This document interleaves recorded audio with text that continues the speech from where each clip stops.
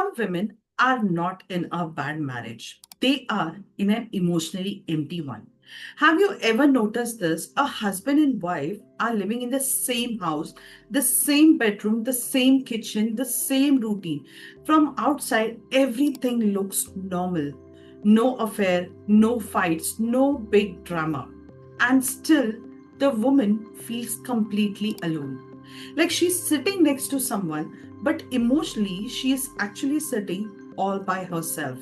And the most confusing part is she can't even explain it because technically nothing is wrong. So, in this video, I want to show you one hidden relationship pattern I have seen again and again in marriages. It is called the reactor and the suppressor.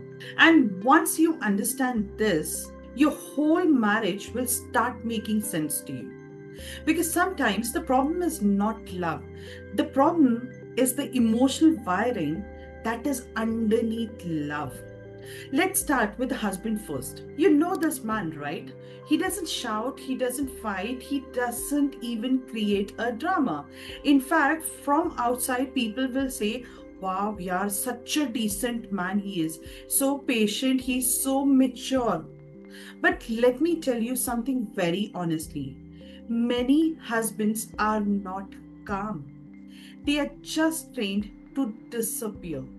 And as you hear this, you may already know what exactly I mean by this. Because silence looks like peace. But silence is not peace, right? Because silence is years of emotional shutdown. So just notice how many women have mistaken emotional absence for stability. And wait, this is the most shocking part. He didn't become like this after marriage. He became like this at the age of 7. This man was once a little boy who grew up in a house where speaking up was not safe. Maybe his mother was dominating. Maybe his father avoided everything. Maybe his home was always tensed. So he learned one rule early: don't talk bad, don't upset anyone, just stay quiet, and things will be fine. In our homes, we call it being a good boy. But inside, that boy was just surviving, right? And you can already feel how deep this goes, can't you? And he becomes the husband.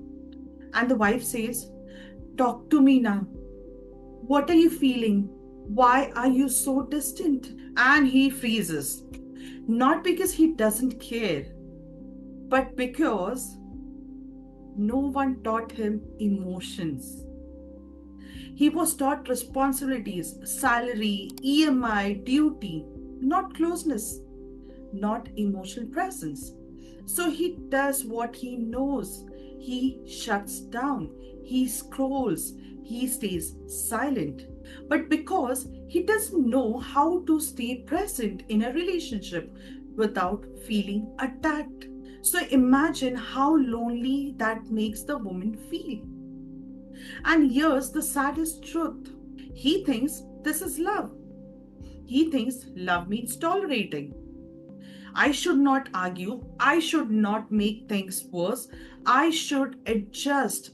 I should support her. But slowly he starts disappearing inside the marriage. The body is still there, but the person is not. And the wife feels it. She feels like she's married to a wall. And as you listen, you can also recognize this pattern somewhere in your own life. Now, let's talk about the other side of the pattern, because this is where most women will be shocked: the reactor. And before you judge her, I want you to go ahead and listen to this very carefully, because what you are about to understand can change everything, right? She's the one who becomes emotional too quickly. She reacts, she cries, she snaps, she gets angry. And immediately people label her, you are too sensitive, you're too dramatic, you're always overthinking. But she's not too much, she's just too alone. Because look at her life. She's managing everything: kids, kitchens, in laws, work, mental load, everything. And emotionally, she's feeling like she's doing the marriage alone. So let me ask you something. Have you ever felt this? You are talking and he's listening, but his eyes are on the phone. You finish your whole sentence and he says, huh, hmm, okay. And that moment, that is not small, that is emotional abandonment. And most reactors are not angry women, they are women who were unheard for years. Most girls are raised with just one sentence, adjust kar lo beta. Don't complain, don't demand, don't express too much, don't expect anything.